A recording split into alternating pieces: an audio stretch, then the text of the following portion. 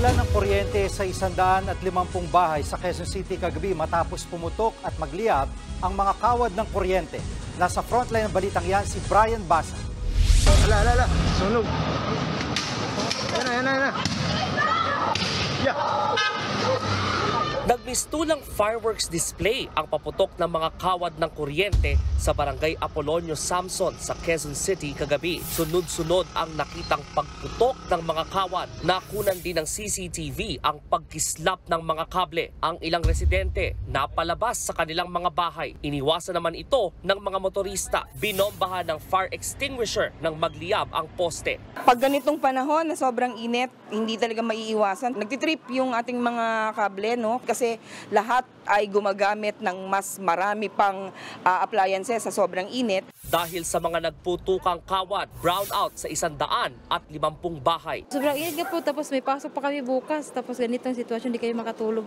Wifi, ganito. Tapos mayroon kaming yung dechargeable na electric na maliit. Hindi na.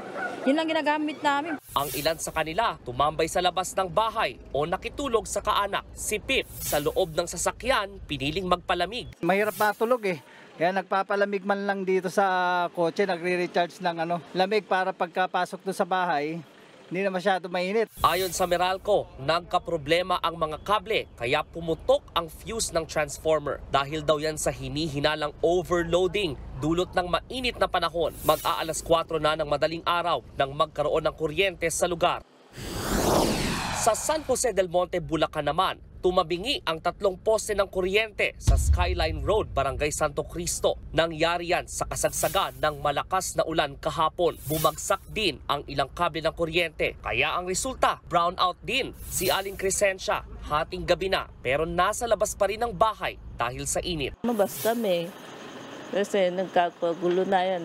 Ang hirap po ng yung walang kuryente kasi may baby pa kami. 100 bahay ang apektado ng brownout. Natagalan din bago bumalik ang kuryente dahil kinailangang palitan ang pumutok na transformer. Paliwanag ng Meralco, tumagilid ang mga poste dahil sa paglambot ng lupa bunsod ng malakas na ulan. Patatatagin daw ng Meralco ang kinatatayuan ng mga poste ng kuryente. Nagbabalita mula sa Frontline, Brian Basa, News 5.